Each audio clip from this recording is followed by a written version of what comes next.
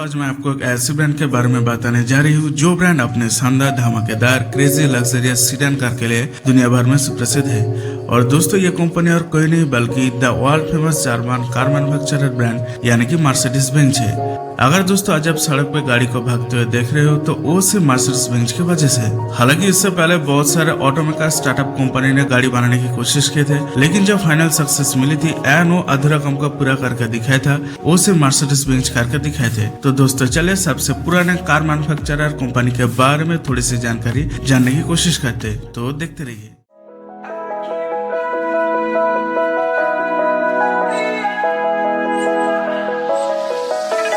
Crawling around, searching for higher ground. Can't see in front of me, my enemies. I've tried every possibility, ability to know if I can bleed.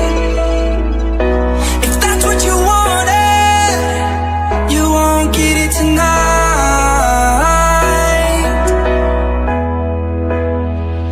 'Cause I can fly.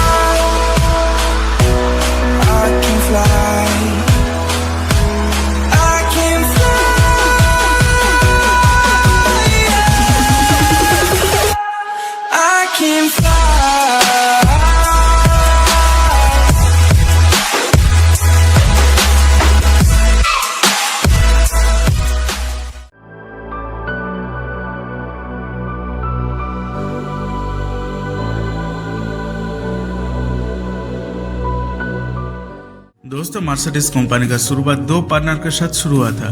पहले जो company थी यानी कि उस time पे एक startup में हुआ करता था जो कि कार्ल बेंज की थी एंड जिनके नाम से सबसे पहले मोटर व्हीकल बनाने का पेटेंट है। दोस्तों दूसरी जो थी वो गॉटलिब डैमलर की स्टार्टअप। कहानी का शुरुआत होती है साल 1886 से, जब कार्ल बेंज ने पहला बेंज पेटेंट मोटर वागन नाम से पहली मोटर गाड़ी बनाने की पेटेंट उन्होंने लिए थे। एंड दोस्तों ये रेवोल्यूशनरी इनोवेशन था क्योंकि इस आविष्कार के जरिए पैरों से पूरा करने वाली यात्रा को पूरी तरह से उन्होंने बदलना चाहते थे। एंड सुनने में आपको काफी अटपटे से लगने लगेंगे, बट उस टाइम पे इस मोटर गाड़ी का प्राइस सिर्फ $150 हुआ करता था। हालांकि उस टाइम के हिसाब से काफी ज्यादा हुआ करता था। एंड दोस्तों उस सालों में ही गॉटलिब डैमलर और एक डच कार इंजीनियर जिनका नाम था विलियम मेबैक, उनके साथ मिलकर घोड़े से चलने वाले गाड़ी को क्या किया एक पेट्रोल इंजन में कन्वर्ट करके उन्होंने दिखाया था। और उन्होंने भी दूसरी सबसे बड़ी चमत्कारी करके दिखाए थे, एक घोड़े से चलने वाले गाड़ी को एक पेट्रोल इंजन में ट्रांसफॉर्म करके एक नया दिशाओं का रास्ता दिखाए थे ऑटोमोबाइल इंजीनियरिंग में। हालांकि कार्ल बेंज ने यह चमत्कार पहले ही करके दिखाया था, बट दोस्तों गॉटलिब डैमलर की गाड़ी को ज्यादा से ज्यादा लोकप्रियता फेम नेम मिल चुकी थी। साल 1987 में मर्सिडीज के लिए बहुत ही वाइटल समय रहा क्योंकि उस टाइम पे काफी फेमस बिजनेसमैन एमिल जेनिक ने अगर ये कार को नहीं खरीदते तो आज आप इस ब्रांड को मर्सिडीज नाम से नहीं पहचानते। और दोस्तों एमिल ने इस गाड़ी को खरीदने के बाद इतने ज्यादा खुश हुए थे कि जिसके लिए डैमलर को बहुत सारे कार्स न्यूली मैन्युफैक्चर करने के अप्रोच भी रखे थे। बट दोस्तों इस एग्रीमेंट में उन्होंने एक छोटी सी शर्त रखी थी जो कि थी जितने भी सारे न्यू गाड़ी को मैन्युफैक्चर किया जाएगा यानी कि लॉन्च किया जाएगी, उन सभी कार्स मर्सिडीज नाम से यानी कि मर्सिडीज ब्रांड के अंदर याद रखा जाएगा। दोस्तों क्या आपको पता है कि ये मर्सिडीज कौन है? दरअसल मर्सिडीज एमिल जेनिक का की लड़कियों का नाम था।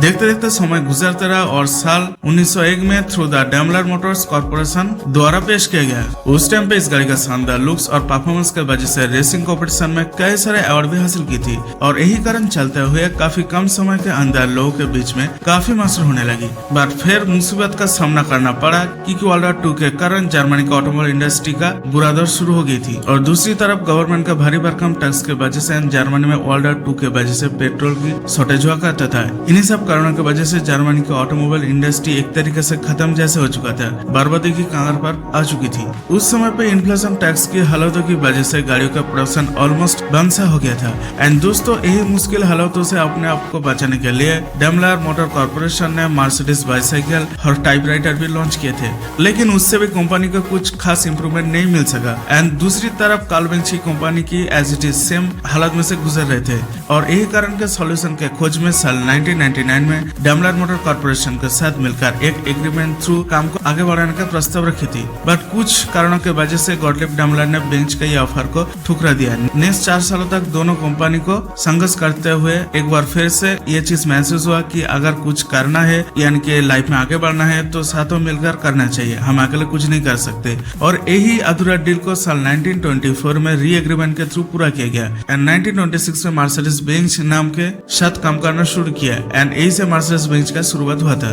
दोस्तों ये जो डिसीजन था ये दोनों का ये डिसीजन में बहुत ज्यादा फायदे भी आगे चल के मिली थी एंड बहुत जल्दी कार का सेलिंग पे भी काफी ज्यादा इजाफा देखा गया एंड साल 1927 यानी कि अगले सालों में ही 8000 के आसपास कार को बनाकर बेच दिया। और दोस्तों इस सालों के अंदर ही मर्सिडीज ने डीजल से चलने वाले हेवी ट्रक को मैन्युफैक्चर करना शुरू भी किया था। आफ्टर 1930 से लेकर 1943 तक मर्सिडीज का मर्सिडीज बेंज 770 मॉडल्स को खूब सारा पॉपुलैरिटी मिली थी एंड सेलिंग में भी काफी ज्यादा यहाँ पर मॉडल्स को बिका गया था। दोस्तों ये गाड़ी तो एडोल्फ हिटलर ने भी यूज किया करते थे। अगर आप गट्टा और म्यूजियम में विजिट करने जाते हो तो इस मॉडल के साथ मर्सिडीज के काफी सारे मॉडल्स को देख पाएंगे क्योंकि उसको दिखाने के लिए रखा गया है। साल 1944 में 40,000 मजदूरों को नाजी सेना की ताकत बढ़ाने के लिए जबरदस्ती मर्सिडीज बेंज की फैक्ट्री में काम करवाया गया था। हालांकि कंपनी ने बाद में इन मजदूरी के तौर पे $12 मिलियन सैलरी दी थी। जैसे जैसे समय बीते गया मर्सिडीज ने भी समय के साथ उनके हर एक न्यू गाड़ियों के अंदर काफी सारे बदलाव करते रहे।